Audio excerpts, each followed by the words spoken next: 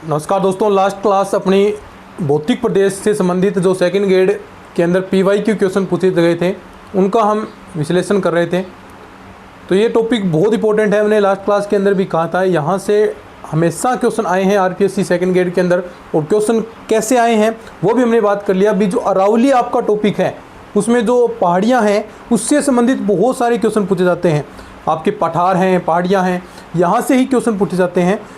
बालू का स्तूप के बारे में पूछता है। लगभग यही टॉपिक RPSC द्वारा जो सेकंड ग्रेड है उसके फेवरेट टॉपिक रहते हैं। तो चलिए अब हम नेक्स्ट जो आगे क्वेश्चन है जो सेकंड ग्रेड के अंदर पूछे गए हैं उनके बारे में बात करेंगे। और ये सीरीज़ हमारी कंटिन्यू चलती रहेगी। टॉपिक वाइज जो PYQ हैं प्रत्येक टॉपिक के हम करने वाले हैं। जो भी आपके सेकंड ग्रेड के अंदर टॉपिक होंगे, चाहे आपके साइकोलॉजी के हो, चाहे आपके GK के हो, प्रत्येक टॉपिक हम करने वाले हैं। तो इस चैनल से जुड़ जाइएगा, चैनल को सब्सक्राइब कर लीजिएगा। जितने भी आपके दोस्त हैं सबसे गुजारिश यही है कि इसे आप अपने जितने भी व्हाट्सएप ग्रुप हैं, टेलीग्राम ग्रुप हैं, वहाँ पर ज़रूर साझा कीजिए और उन्हें बताएं कि गांधी नॉलेज बैंक पर GK से संबंधित PYQ बेंच, साथ में कंप्लीट हैंड रिटन नोट्स और साथ में टॉपिक वाइज टेस्ट सीरीज भी स्टार्ट हो चुकी है। जो टीम के व्हाट्सएप नंबर है वहाँ पर आप जाकर कॉन्टैक्ट कर सकते हैं, जो आपको डिस्क्रिप्शन बॉक्स में भी मिल जाएगा। टेलीग्राम चैनल को भी ज्वाइन कर लेना, इनकी PDF वहाँ पर आपको प्राप्त होती है। तो निम्न में से देखिए आज का क्वेश्चन, निम्न में से कौन सी पहाड़ियाँ मध्य अरावली श्रेणी में स्थित हैं। अब देखो ये चीज़ें अब आपको पता होनी चाहिए भी मध्य अरावली क्षेत्र कौन सा होता है, कहाँ तक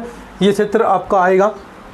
तो मैंने बात कहा, कल ही के क्लास के अंदर हमने बात की भी आप तीन क्षेत्र के अंदर अरावली को बांटते हैं। एक उत्तरी अरावली, मध्य अरावली और उसके बाद में दक्षिण अरावली। दक्षिण अरावली के अंदर आपके उदयपुर, राजसमंद, सिरोही इस प्रकार के ज़िले सम्मिलित किए जाते हैं। मध्य अरावली के अंदर अजमेर इस प्रकार के ज़िले आपके सम्मिलित होंगे। और इसके बाद में आगे आपके सिरोही, आपके झुंझुनू और ये जयपुर वगैरह, ये सारे क्षेत्र उत्तरी अरावली के अंदर आते हैं। आप देख सकते हैं यहाँ पर, आप देखेंगे तो बताना है भी कौन सी पहाड़ियाँ मध्य अरावली में स्थित हैं। तो रोजा भाकर जालोर के अंदर है, ये नहीं होगी, ये दक्षिण अरावली आ गया। इसराना भाकर भी जालोर, जहाँ भाकर लगता है, ये सारी कहाँ पर आती हैं, जालोर के अंदर।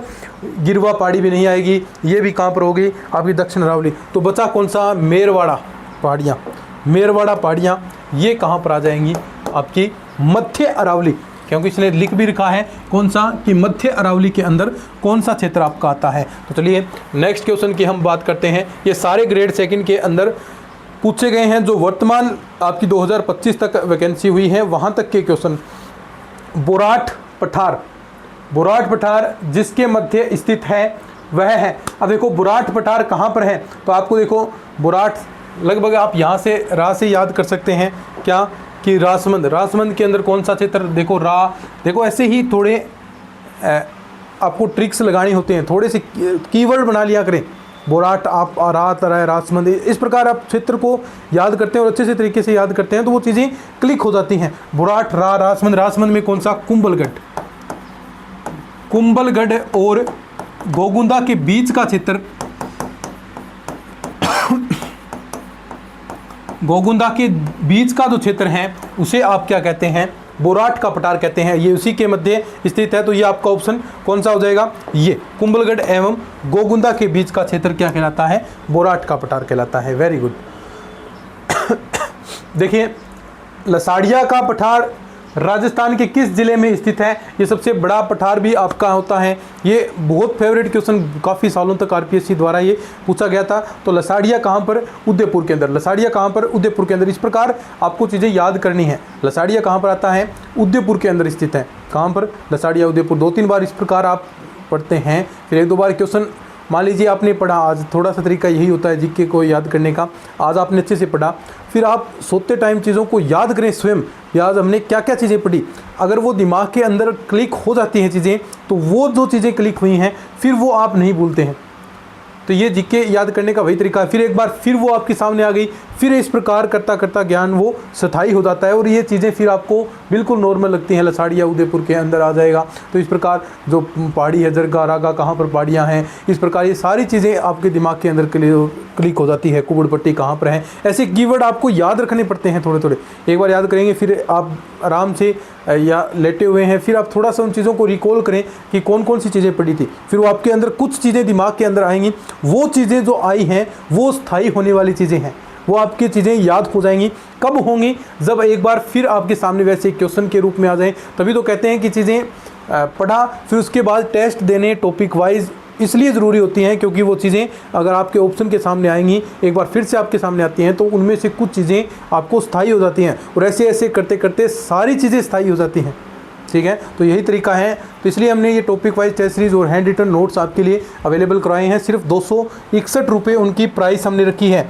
तो complete hand written notes with test series, topic wise test series होगी 261 रुपये के अंदर, साथ में कंप्लीट जीके के हैंड रिटन नोट्स। जो टीम के व्हाट्सअप नंबर हैं यहाँ पर आपको कॉन्टैक्ट करना है, क्योंकि जो चीज़ें ग्रेड सेकंड के अकॉर्डिंग हमने ये स्पेशल तैयार की है 94,618 30,454। ठीक है, एक एक चीज़ आपको बेहतर मिलेगी। तो कहाँ पर हो जाएगा ये? उदयपुर के अंदर आपका ये आंसर हो जाएगा। ठीक है, नेक्स्ट क्वेश्चन हम बात करते हैं। राजस्थान में निम्न में से कौन से जिले मुख्यतः बीहड़ प्रभावित क्षेत्र? देखो, जहाँ पर नदियाँ बहुत ज़्यादा बहती हैं वो जो क्षेत्र है वो बीहड़ प्रभावित क्षेत्र होता है। तो राजस्थान में सर्वाधिक नदियों का प्रवाह क्षेत्र कहाँ पर है? कोटा संभाग के अंदर। ठीक है, तो कोटा क्षेत्र आएगा। और फिर वो देखो बहुत सारी नदियाँ कहाँ से जाती हैं? करौली, सवाई माधोपुर, इस प्रकार आपकी जाती हैं, तो वो क्षेत्र बीहड़ क्षेत्र कहलाता है। ठीक है, तो यहाँ पर ऑप्शन आपको दिखाई देंगे। कौन सा? कोटा, सवाई माधोपुर, धौलपुर, बांसवाड़ा डूंगरपुर ये नहीं है, भीलवाड़ा डूंगरपुर आसमान नहीं है, अजमेर भीलवाड़ा। तो कौन सा? कोटा, सवाई माधोपुर। अगर यहाँ पर ऑप्शन एक और भी मैं ऐड करना चाहूँ तो करौली आप साथ में ऐड कर सकते हैं। ये भी क्या है? भीड़ प्रभावित क्षेत्र हैं। तो ये कोटा, सवाई माधोपुर, धौलपुर, कोटा, सवाई माधोपुर, धौलपुर, ये क्षेत्र क्या होगा? सर्वाधिक मुख्यतः कह सकते हैं या फिर सर्वाधिक भीड़ प्रभावित क्षेत्र आपका कहलाता है। ठीक है,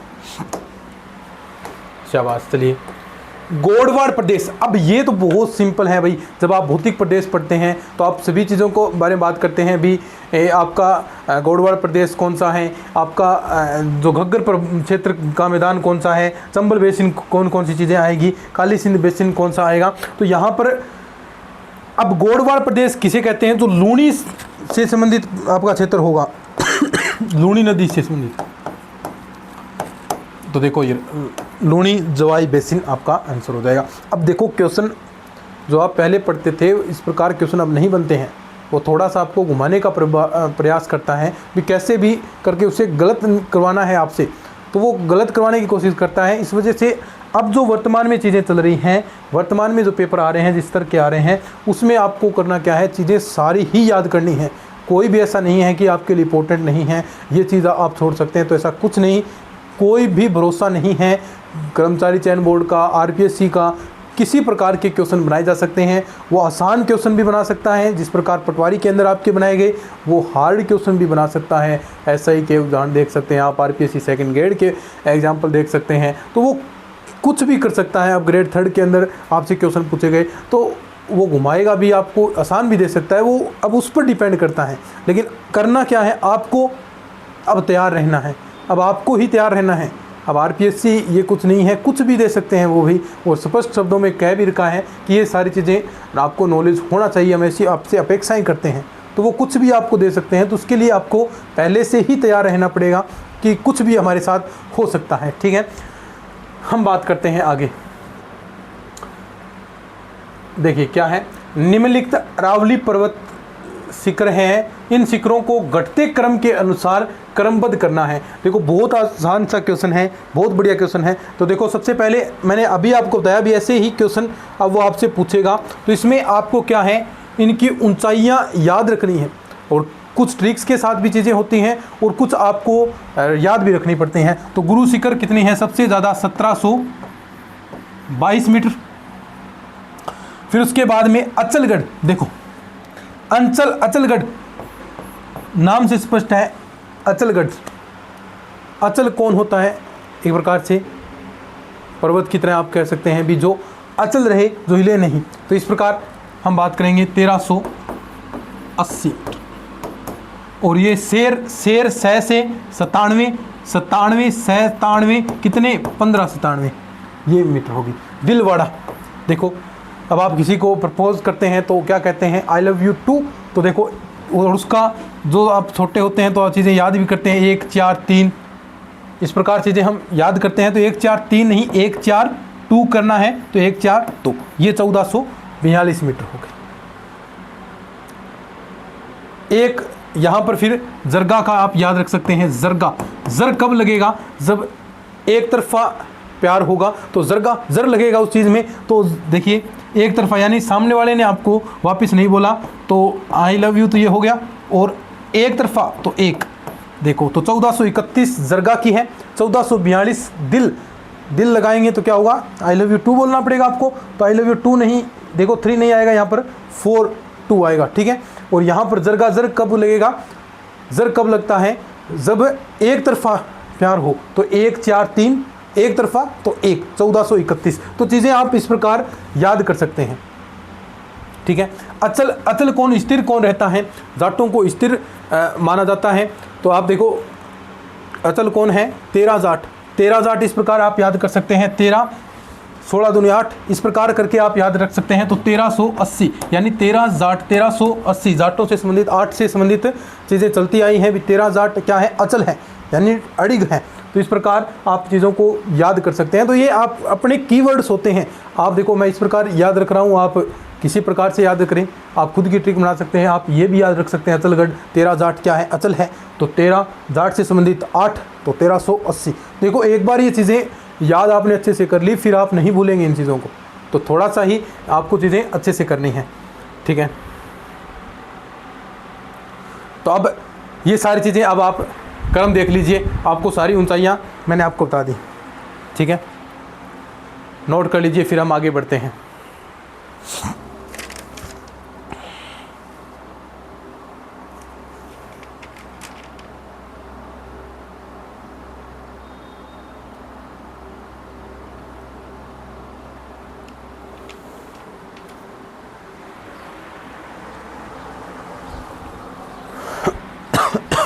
नेक्स्ट क्वेश्चन हम करेंगे। देखो ऊंचाई भी आपको मिलता दी,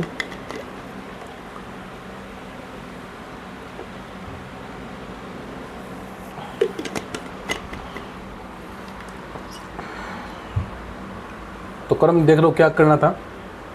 इन शिखरों को घटते क्रम के अनुसार, घटता क्रम, तो सबसे पहले तो गुरु शिखर आएगा, फिर उसके बाद शेर आ जाएगी ए डी, और फिर उसके बाद कौन सी आगे, अचलगढ़ 1380, ये दिलवाड़ा 1442 मीटर हो जाएगा, कुंभलगढ़ 1224। तो इस प्रकार ये क्रम आप याद रख सकते हैं। देखो ये हो जाएगा फिर आपका ए डी ई, ये आ गया। फिर उसके बाद में जरगा इसके अंदर नहीं है, ये ऐसे ही हमने किया है। फिर बी आ गई, और फिर कुंभलगढ़ में सबसे छोटी। तो एक जो ट्रिक होती है, गुरु से ज़रा दिल लगाकर आशा रखो, तो उसके आधार पर भी आप घटते क्रम में याद कर सकते हैं। देखो किसी प्रकार से आप याद करो, चीज़ें याद रहनी चाहिए। खुद की ट्रिक बनाओ, या जो हमने आपको बताते हैं वो भी चीज़ें भी याद कर सकते हैं। ज़्यादा खुद के कीवर्ड बहुत याद रहते हैं भाई। अब देखो ये अचल कौन रहता है, 13 जाट रहता है। इस प्रकार शेर 97, 1597 हो गया। तो इस प्रकार चीज़ें आपको याद रखनी चाहिए। दिलवाड़ा, दिल किसके साथ लगेगा जब आप आई लव यू 2 बोलते हैं। देखो 1 4, लेकिन 3 नहीं, यहाँ पर 4 2। और जर कब लगेगा, जब एक तरफा प्यार होता है। तो 1 4 3 1, एक तरफा, यानी 2 नहीं आएगा, सिर्फ एक तरफा ही था। तो ऐसे ट्रिक द्वारा आप चीज़ें याद कर सकते हैं। चलिए आगे बढ़ते हैं अपने। राजस्थान के अरावली पर्वतों की निम्नलिखित चोटियों को ऊंचाई के आधार पर आरोही क्रमानुसार, यानी छोटा बड़ा बड़ा, इस प्रकार आपको क्रम व्यवस्थित करना है। तो वही चीज़ें हो जाएंगी भाई। आपको फिर से यहाँ पर ऊंचाइयाँ पता होनी चाहिए। देखो अगर ऊंचाई पता है तभी आप कर सकते हैं। तारागढ़ कितना है, 873। मैंने बताया अभी, तारागढ़ नाम आते ही तारागढ़ 873, तारागढ़ 873 2-4 बार बोलेंगे याद हो जाता है। अचलगढ़ अभी बताया, 13 जाट कितना, 1380। रघुनाथगढ़ मैंने बताया था पिछले लेक्चर के अंदर, 1055 रघुनाथगढ़। कमलनाथ 1001, कमलनाथ 1001। कमलनाथ कोई मान लीजिए देवता है, उसको आप 1001 रुपये दान कर रहे हैं। कमलनाथ देवता है, इसे 1001 रुपये आप दान कर रहे हैं। अब देखो अब तो आप कर देंगे। छोटी कौन सी हो गई, तारागढ़, फिर उसके बाद में कमलनाथ वाली, फिर उसके बाद रघुनाथगढ़, अचलगढ़। तो यानी ACDB ये रहा ACDB। तो ऐसे क्वेश्चन अब वर्तमान में ऐसे क्वेश्चन पूछे जा रहे हैं भाई, यानी जिसके अंदर अब आपको एक ऑप्शन नहीं, इस ऑप्शन के चारों जो ऑप्शन दिए गए हैं उनका आपको पता होना चाहिए। तो ऐसे क्वेश्चन अब पूछे जा रहे हैं वर्तमान में, तो इस प्रकार ही आपको तैयारी करनी है भाई, ठीक है। करें नोट, ठीक है। इतने ही क्या, हाँ इतने ही क्वेश्चन हैं। तो ये अपने क्वेश्चन थे और आपने अच्छे तरीके से पढ़ लिया। अब देखो नेक्स्ट टॉपिक अपना, अब इस प्रकार टॉपिक अपने चलते जाएंगे आगे से आगे। आपको इस प्रकार 15-15, 20-20 मिनट के वीडियोस आपको मिलते रहेंगे डेली, आप चीज़ें सीखते रहें। देखो ज़्यादा बड़ा टाइम भी नहीं आपका हम वेस्ट करेंगे, सिर्फ डेली आप 15-20 मिनट हमारे साथ जुड़ जाइएगा, चीज़ें आपको बहुत अच्छी खासी सीखने ही मिलेगी। इसके साथ साथ जो ये कंप्लीट हम चीज़ें साथ में बताते हैं भी आपको कहाँ से चीज़ें पढ़नी है, तो इसके लिए साथ में ये क्वेश्चन देखने और जो कंसेप्ट मैंने बताए हैं भी ये चीज़ आपको तैयार करनी है साथ में, तो ये कहाँ मिलेगी, जो अपने हैंड रिटन नोट्स हैं, कंप्लीट हैंड रिटन नोट्स आपके लिए तैयार किए गए हैं सिर्फ 151 रुपये फर्स्ट पेपर के लिए। वो जो टीम के व्हाट्सअप नंबर हैं कौन से, 94-618-30-454, ये आपको दिखाई भी दे रहे होंगे, उन पर आपको कॉन्टैक्ट करना है और वो पेमेंट का आपको स्कैनर भेजेंगे, वहाँ पर आप स्क्रीनशॉट सेंड कर दीजिएगा, वहाँ पर नोट्स मिल जाएंगे, साथ में टॉपिक वाइज टेस्ट सीरीज भी आपको ज्वाइन करनी है। तो चलिए आज के इस लेक्चर में इतना ही, मिलते हैं इस तरह की नई क्लासेस के साथ। धन्यवाद।